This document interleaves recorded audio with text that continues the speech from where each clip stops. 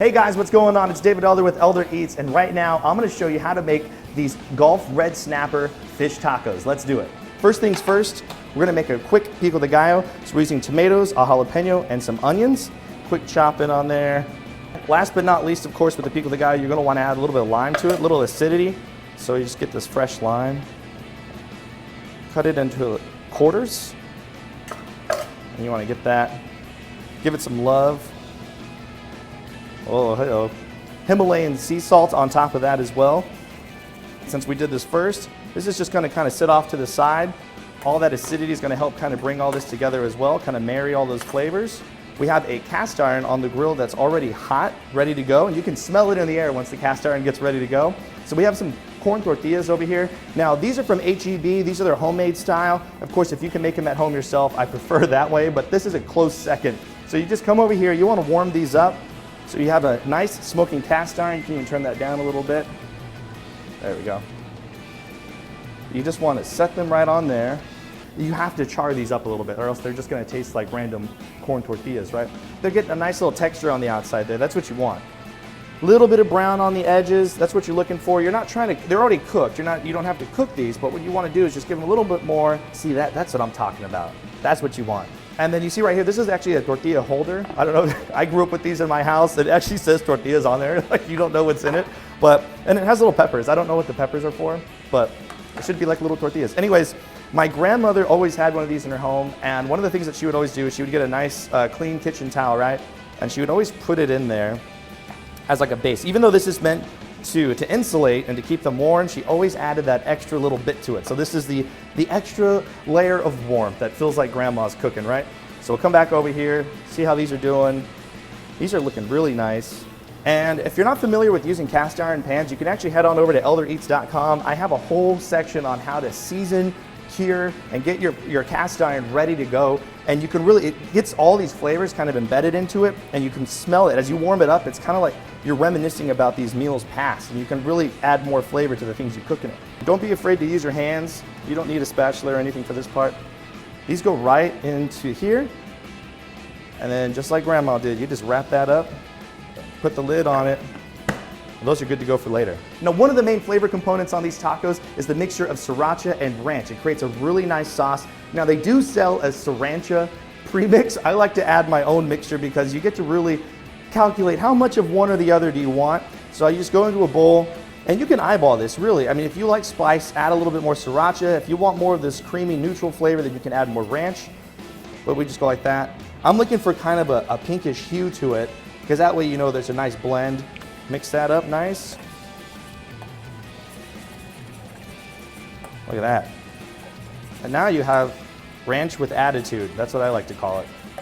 A little bit spicy, and you still have that great ranch flavor to it. All right, now the most important part of the meal, of course, is the Gulf red snapper. This was freshly caught there in Port A. It got filleted and the skin was removed, so now we have this gorgeous piece of meat right here. We'll come in here, you want to cut these into sections or chunks so they're going to cook a little bit more evenly. Oh yeah, see, that looks great. Fantastic. So now you have these nice pieces of fish. And now, what I like to use is 3 different kinds of blackened seasoning. I mix them all together inside of a food-safe disposable bag like this. You can kind of shake them together, but really, the more different flavors you have, the more depth of flavor you're going to have at the end with the blackened red snapper. Now you get all your meat, and you're just going to toss it into the bag. You want to make sure this is padded dry. You don't want a lot of moisture on these. Close it off and seal it. You don't want fish or blackened seasoning going all over the kitchen.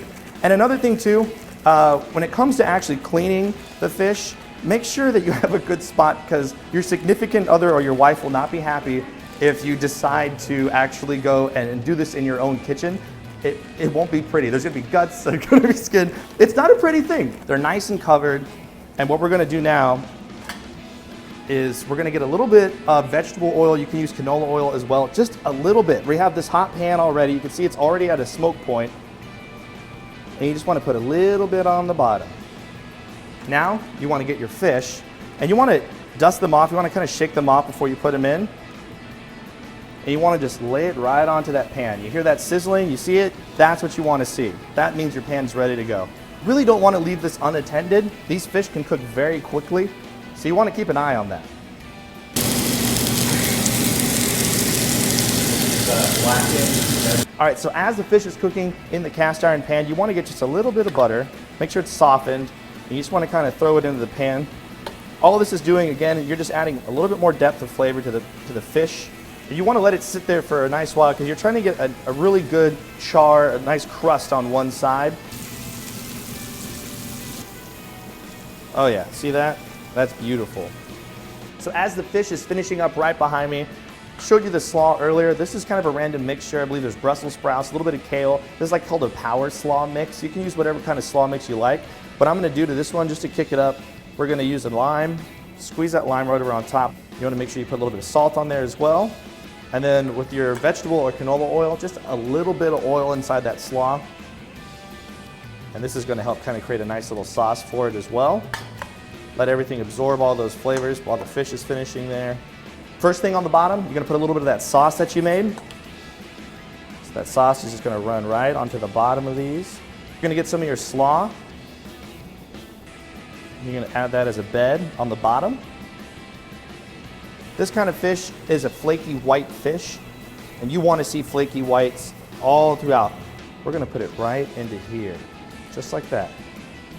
A little more sauce right on top. Make sure you got enough sauce on there. Little pico de gallo. There we go. Lime juice all over these things. Light them up.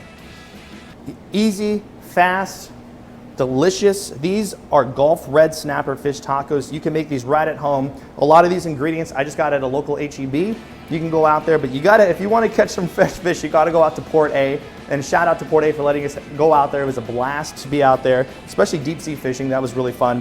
But they do have Gulf red snapper available at markets as well. So you can grab the meat, you can do this, or you can use your favorite fish, whatever you wanna do, and you can get something like this right here. All right, so now you gotta try it, right? So I'm gonna grab this little guy right here in the middle. He looks like he's been calling my name. I know I made it, but that's amazing. I'm like spitting on Jeff. Sorry, Jeff. Really easy to make. The recipe is on eldereats.com. Make sure you head on over there. You guys can check this recipe out and a lot of other stuff.